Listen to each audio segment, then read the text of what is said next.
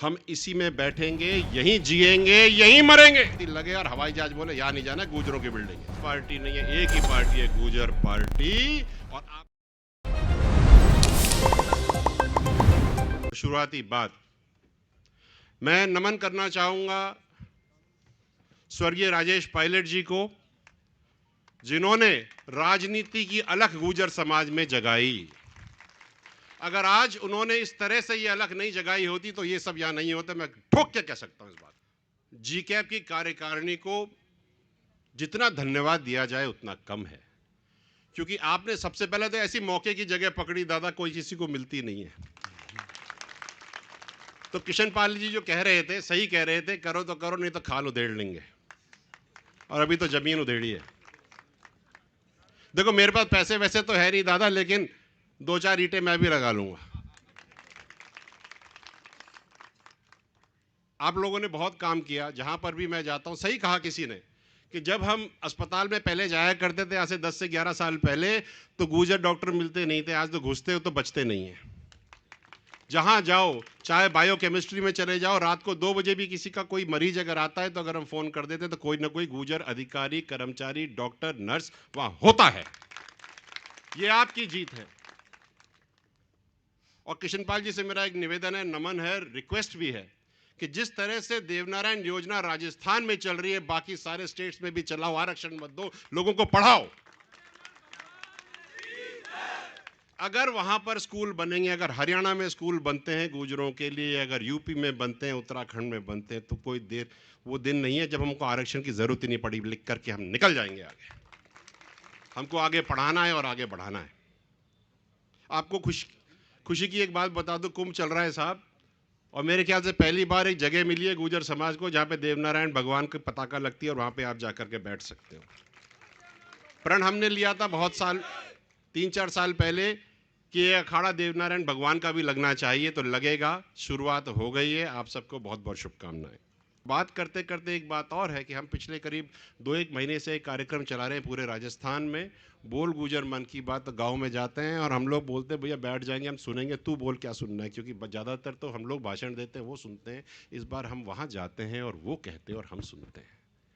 और हर जगह से एक ही बात आती है कि दादा अभी हमारे बच्चे छोटे हैं, 10वीं में पढ़ रहे हैं, 9वीं अनुसूची लगवा दो। ऐसा ना हो कि जब वो नौकरी के टाइम पे आए तो आरक्षण ही चला जाए।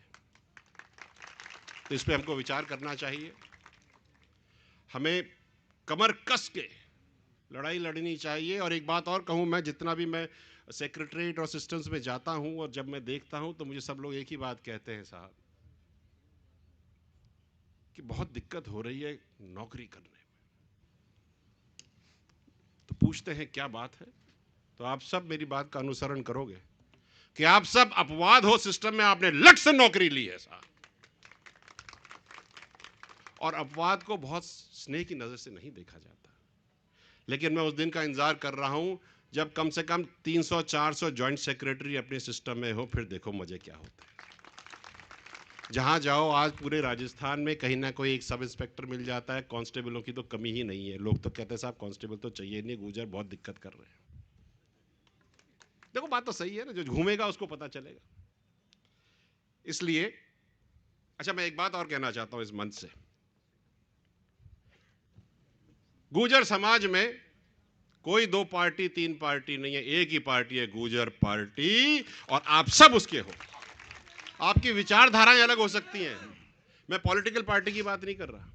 आपकी विचारधाराएं अलग हो सकती है। मैं बीजेपी में हो सकता हूं, सचिन जी कांग्रेस में हो सकते हैं, आप बसपा में हो सकते हैं, कोई किसी में हो सकता है, लेकिन हम सब एक ही घर के बाशिंदा हैं।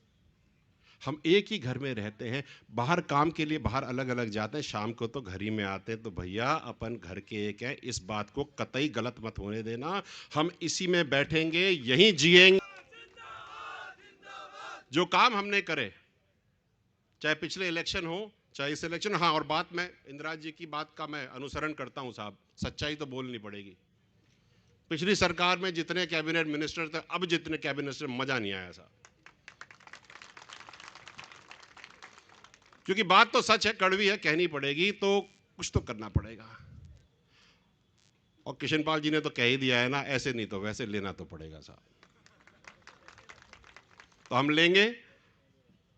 और 1 रुपया, क्या कहा था आपकी?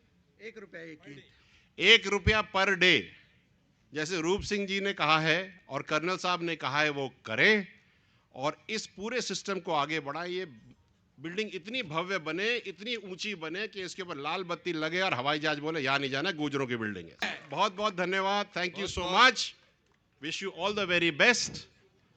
और जैसे कर्नल साहब कहा करते थे, आगे बढ़ो, तरक्की करो, छा जाओ और धन्यवाद, थैंक यू सो मच।